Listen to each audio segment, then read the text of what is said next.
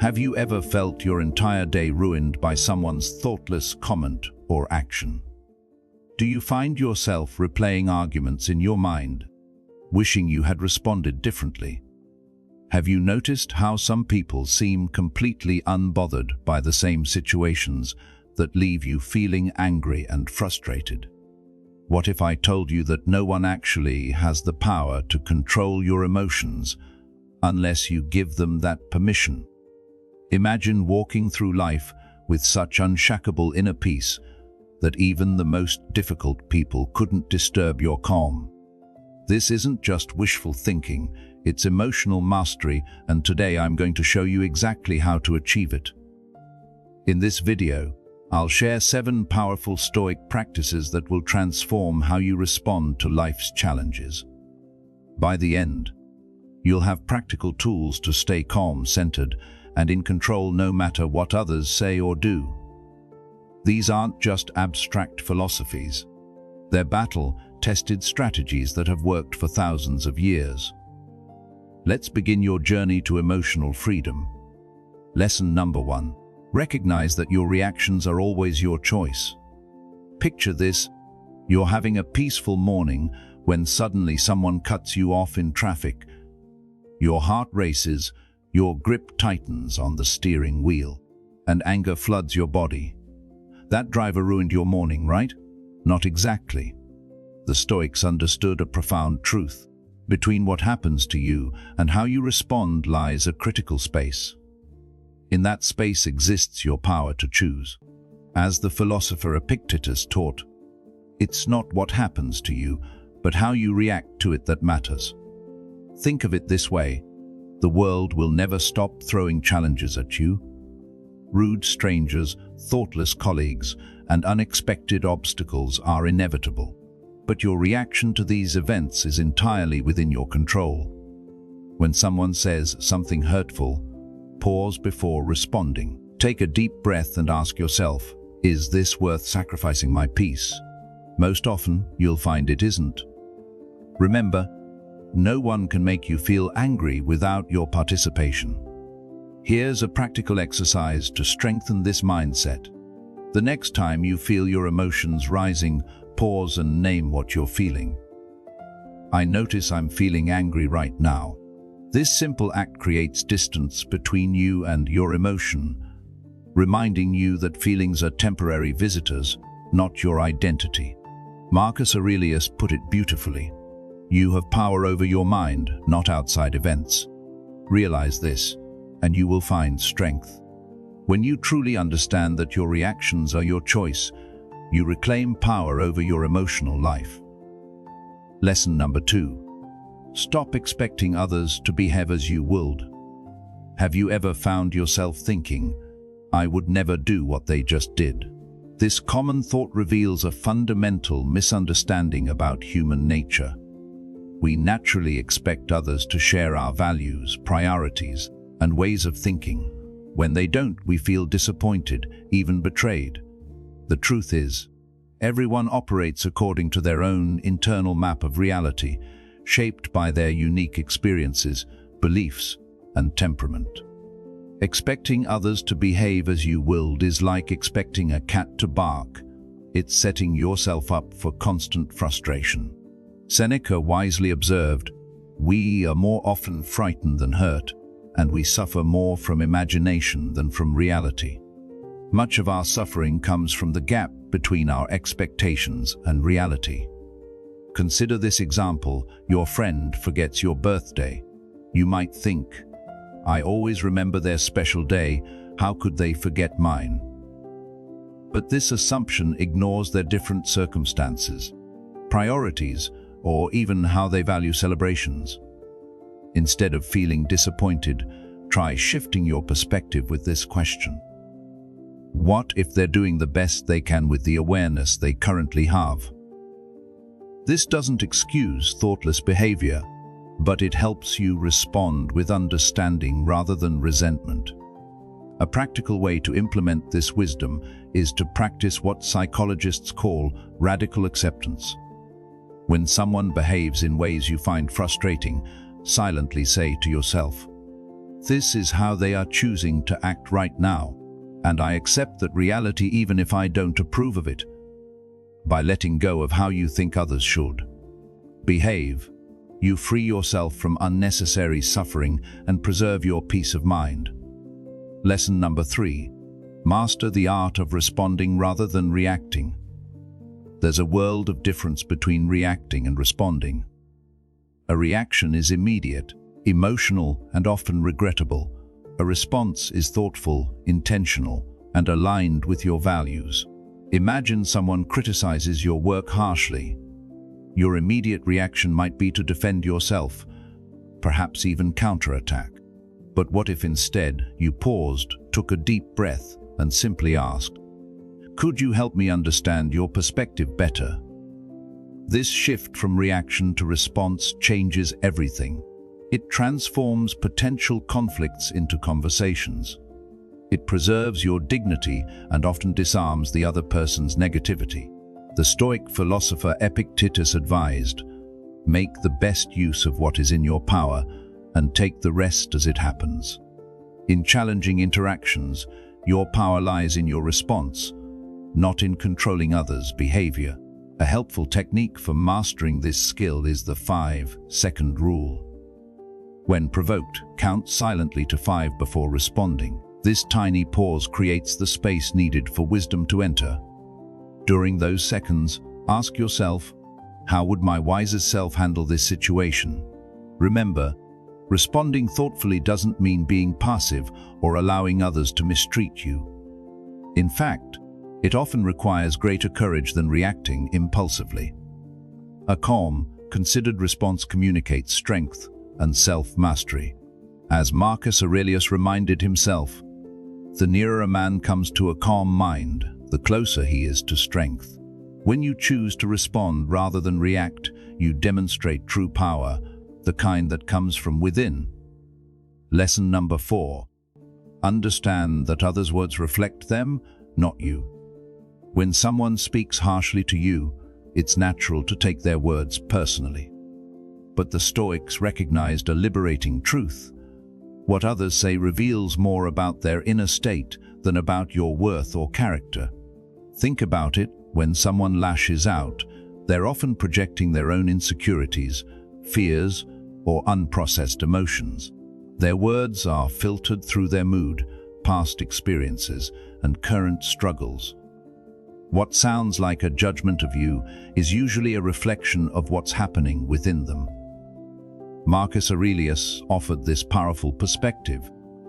When you wake up in the morning, tell yourself, "The people I deal with today will be meddling, ungrateful, arrogant, dishonest, jealous and surly. None of them can hurt me, for they cannot force me to act against my will." Consider this scenario. A colleague dismisses your idea during a meeting. Your first thought might be, "They think I'm incompetent." But what if their reaction has nothing to do with you? Perhaps they're stressed about a deadline, feeling insecure about their own contributions, or simply having a difficult day. A practical way to apply this wisdom is to practice what psychologists call depersonalization. When someone's words sting, ask yourself, what might be going on for this person that would cause them to speak this way? This doesn't excuse unkindness, but it helps you see it more objectively. Remember, you can acknowledge someone's negativity without absorbing it. Like a mirror reflecting light, you can notice their words without letting them penetrate your sense of self. As Epictetus put it, it's not what happens to you, but how you react to it that matters. By recognizing that others' words say more about them than about you, you liberate yourself from the unnecessary pain of taking things personally. Lesson number 5. Protect your peace through strategic boundaries. Imagine your peace of mind as a beautiful garden. Without proper fences, anyone could trample your flowers or pick your fruit without permission. Boundaries are those necessary fences that protect your emotional well-being. Many of us struggle with setting boundaries because we fear being seen as selfish or unkind. But the Stoics understood that preserving your inner tranquility is not selfish, it's essential.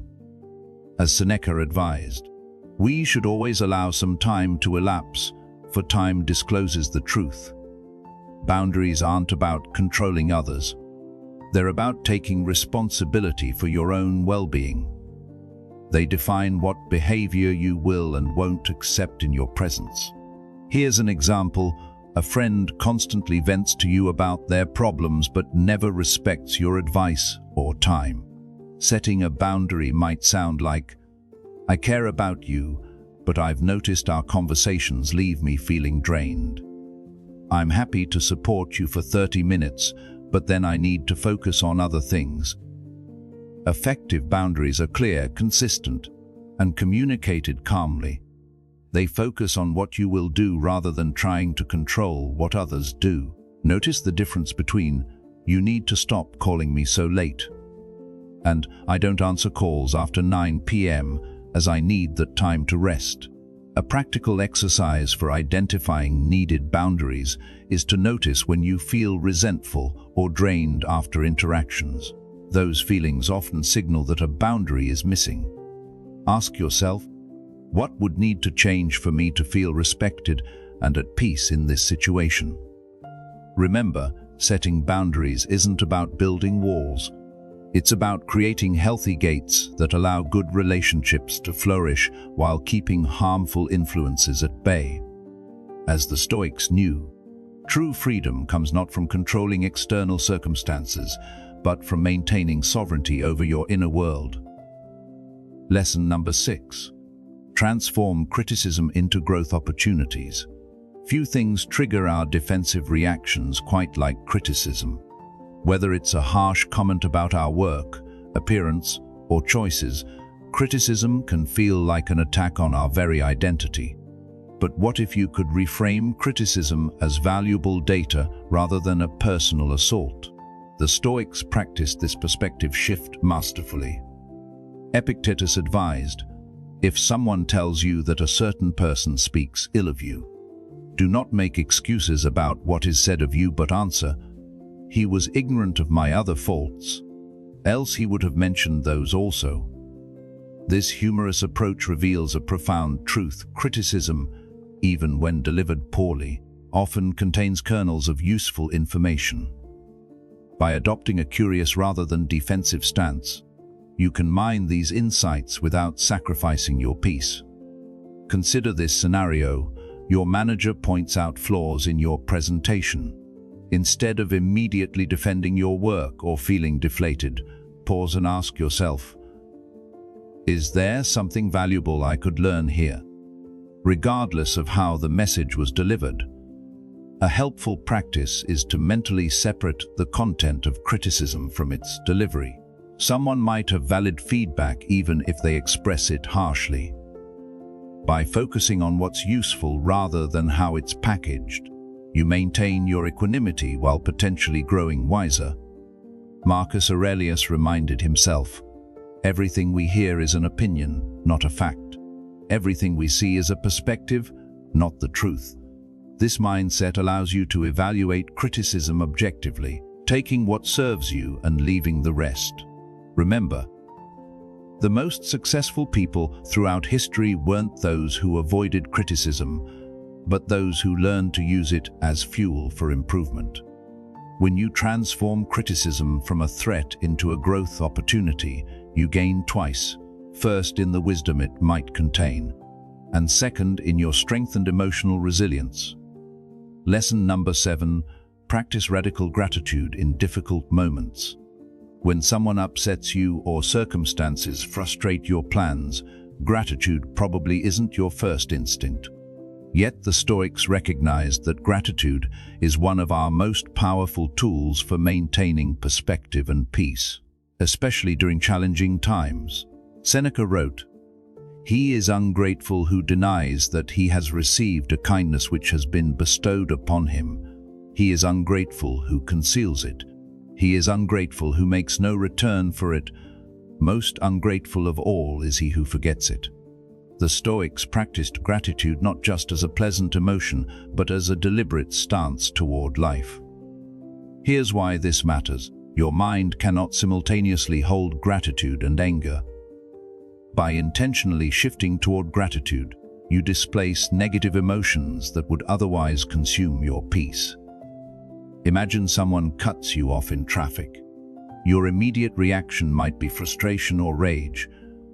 But what if you paused and thought, "I'm grateful for my quick reflexes that prevented an accident," or "I'm thankful for this reminder to drive more mindfully"? This isn't about denying legitimate feelings or excusing bad behavior. Rather, it's about refusing to let external circumstances dictate your internal state.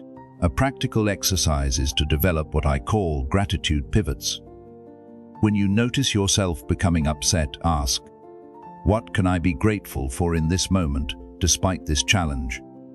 With practice, this becomes second nature, a mental habit that preserves your serenity. Marcus Aurelius practiced this consistently, writing, "When you arise in the morning, think of what a precious privilege it is to be alive, to breathe, to think, to enjoy, to love." By anchoring himself in gratitude each morning, he prepared his mind to meet the day's challenges with equanimity. Remember, gratitude isn't just a feeling, it's a choice, a practice, and ultimately, a way of seeing the world that renders you increasingly immune to the power of external disturbances. Cultivating gratitude doesn't mean ignoring life's difficulties. It means expanding your awareness to include what's going right alongside what's going wrong. And in that expanded perspective, you'll find the peace that comes from knowing that no momentary disturbance can overshadow life's greater gifts. Let's summarize these 7 powerful Stoic practices for staying unbothered. First, recognize that your reactions are always your choice. Second, stop expecting others to behave as you would. Third, master the art of responding rather than reacting. Fourth, understand that others' words reflect them, not you. Fifth, protect your peace through strategic boundaries. Sixth, transform criticism into growth opportunities. And seventh, practice radical gratitude in difficult moments. These ancient practices have stood the test of time because they work. They don't require you to control the uncontrollable world around you, only to master your responses to it, and in that mastery lies true freedom. Remember, emotional peace isn't the absence of challenging people or situations. It's the presence of a trained mind that can navigate difficulties with wisdom and grace. As Epictetus said, "Make the best use of what is in your power, and take the rest as it happens." The next time someone tests your patience or tries to disturb your peace, pause and remember these principles. With consistent practice, you'll develop an unshakable calm that no external circumstance can disrupt. You'll find yourself responding rather than reacting, growing rather than complaining, and maintaining your serenity even in life's storms. This journey toward emotional mastery takes time and practice, but every step brings greater freedom. Start today by choosing just one of these principles to focus on this week. Notice how it changes your experience, and then gradually incorporate the others. The power to remain unbothered has always been within you. These Stoic practices simply help you access and strengthen that power. Your peace is too precious to surrender to the words or actions of others. Protect it, cultivate it, and watch how it transforms every aspect of your life.